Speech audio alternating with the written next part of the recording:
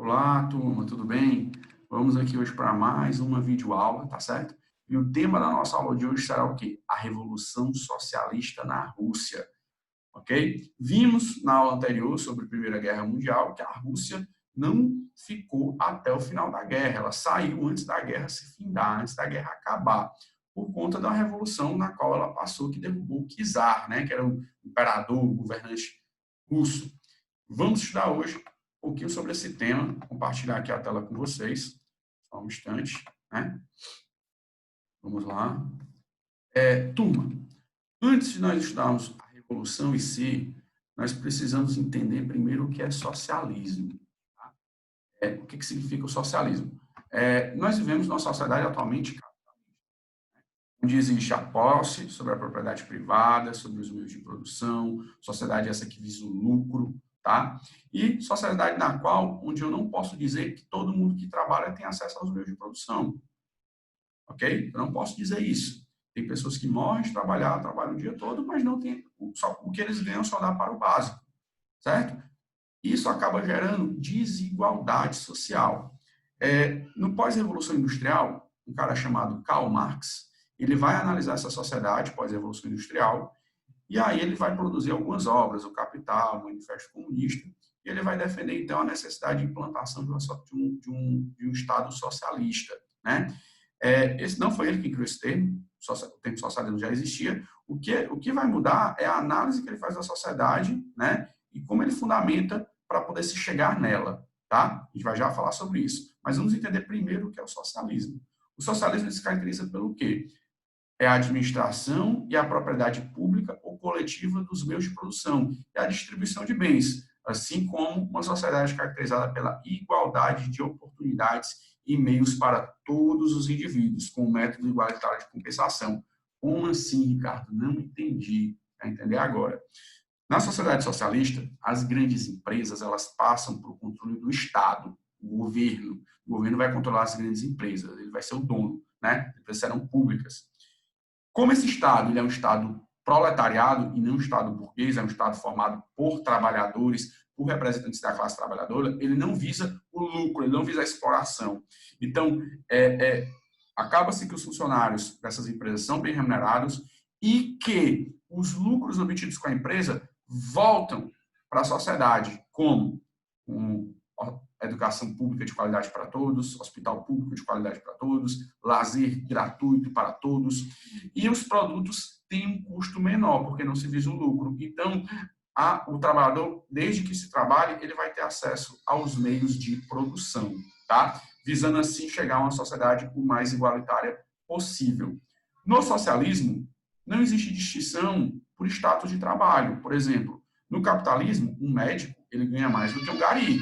Por mais que o médico trabalhe a mesma quantidade de horas que o gari, o gari vai ganhar menos do que ele, tá? Agora sim, você pode falar, cara, mas o médico estudou mais. Sim, tudo bem, o médico se dedicou mais, estudou mais, mas eu pergunto, o trabalho do médico é mais importante que do gari? O trabalho do gari não tem importância?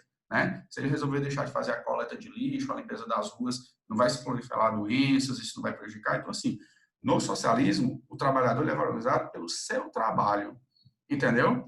A consequência do cara não ter estudado tanto, né, não ter se dedicado aos estudos, é que ele vai ter um trabalho mais cansativo. Mas, de forma alguma, ele pode ser menos remunerado. Né?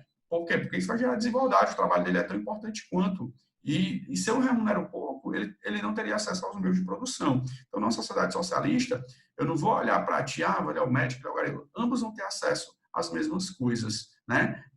A consequência do cara não ter se dedicado é que o trabalho dele é mais cansativo, mas ele vai ter acesso aos meios de produção, tendo assim uma sociedade mais justa e igualitária.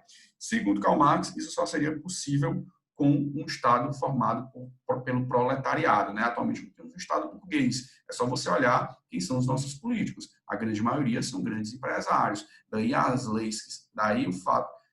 as leis que são criadas, a grande maioria favorecerem a esse grupo de empresários. Né? Só que Karl Marx vai dizer que para se chegar no Estado socialista, a única maneira possível seria os trabalhadores se unindo e tomando poder através da luta armada. Né? Não daria para ser através do diálogo e aguardar eleições teria que ocorrer uma luta armada. E foi isso que aconteceu na Rússia, tá certo? Vocês botem aí, Karl Marx afirmava que o socialismo só seria alcançado através da luta de classes e de uma revolução do proletariado, tornando-se a fase de transição do capitalismo para o comunismo, né? Para Karl Marx, o socialismo é a fase que antecede o comunismo. A maioria dos socialistas possui a opinião de que o capitalismo concentra injustamente a riqueza e o poder nas mãos de um pequeno segmento da sociedade. Isso é verdade. Pra você ter ideia, 1% da população do Brasil detém quase 50% da riqueza.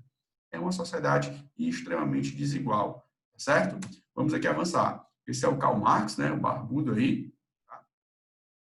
Ele teve, no Manifesto Comunista, ele escreveu junto com Friedrich Engels, né, ele não escreveu sozinho. Tá? Várias obras em conjunto, Friedrich Engels financiava Karl Marx. Vamos entender agora a Revolução na Rússia.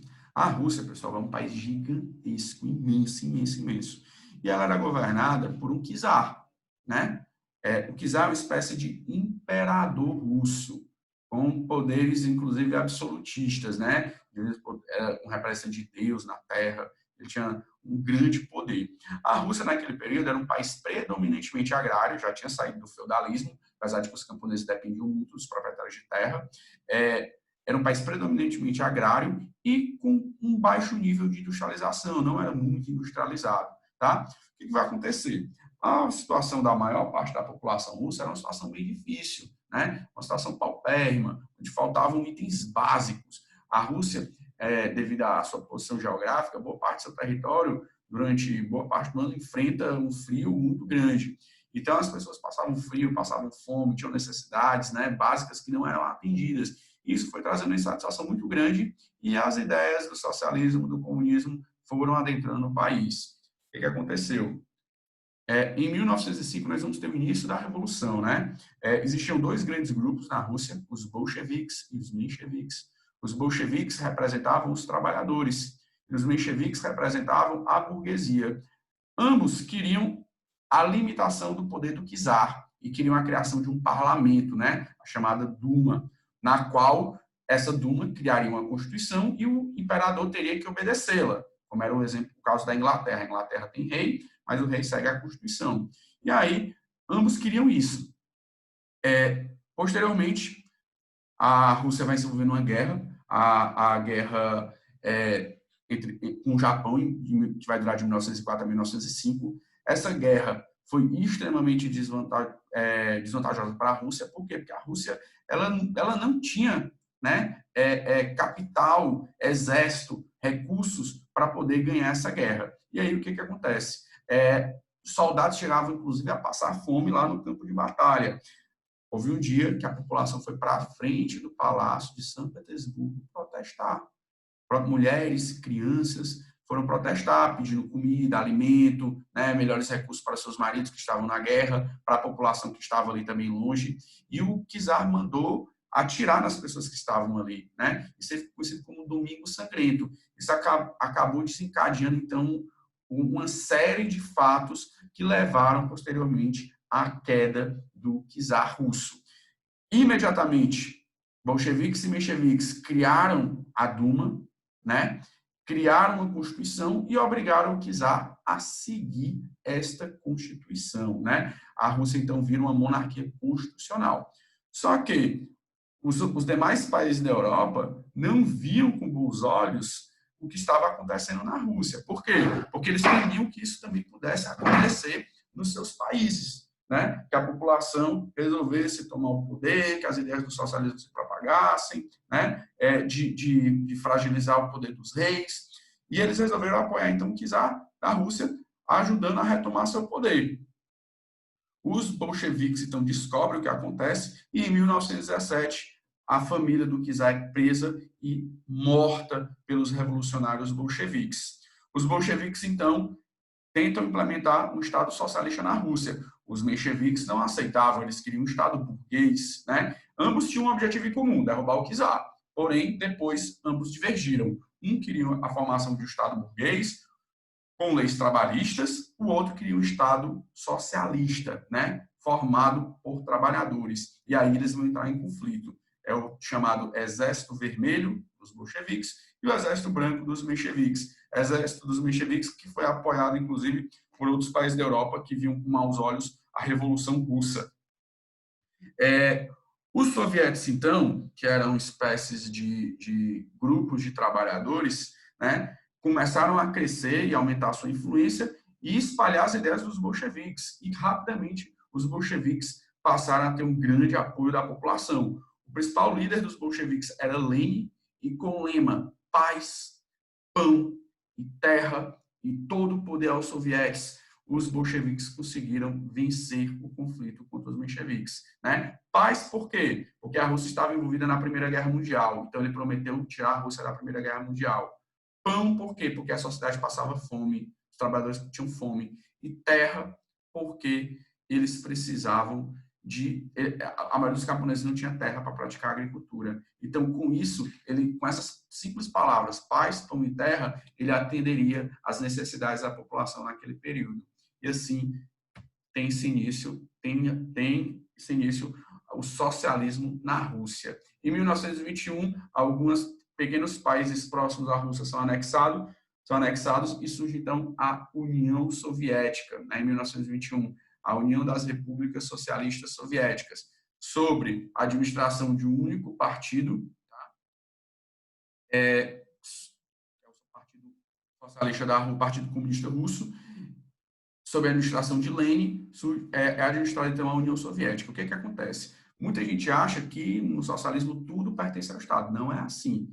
Lenin vai inaugurar a NEP, né, que é a nova política econômica, onde as grandes finanças industriais e de transportes, os bancos, né, vão para o controle do Estado, porém, os setores de médio e baixo porte da economia vão ficar sob o controle do setor privado mesmo. O Estado não tem como deter o controle de tudo.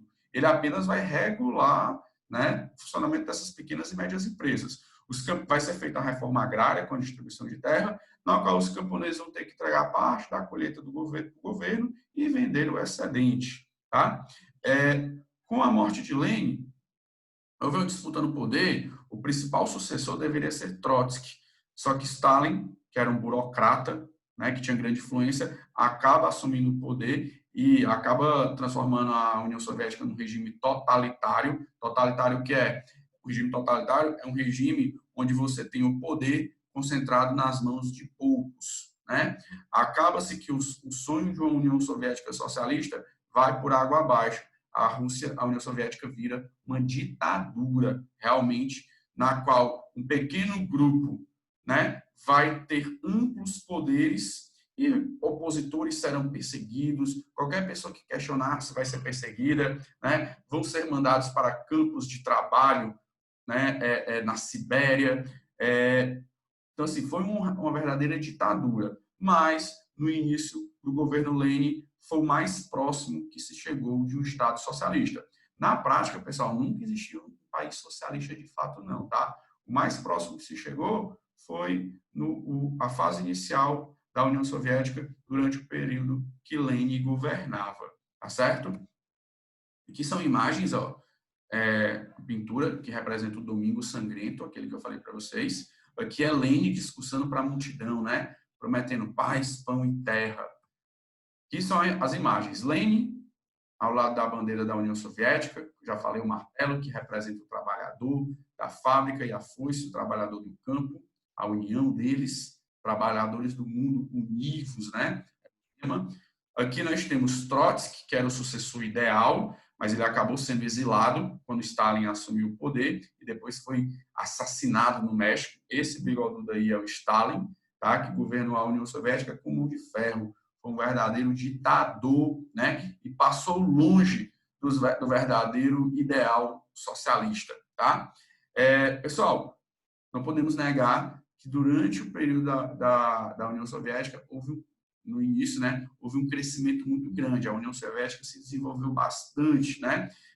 O analfabetismo praticamente foi extinto. Houve um grande crescimento industrial, setor siderúrgico, metalúrgico, indústria de base, tá? Reforma agrária foi feita. Diminuiu-se muito a desigualdade social, porém não havia liberdade de imprensa, liberdades individuais, né? Acabou que direitos básicos do ser humano foram suprimidos, tá? Espero que vocês tenham gostado da aula, que vocês tenham compreendido. E é isso, pessoal. Grande abraço, até a próxima.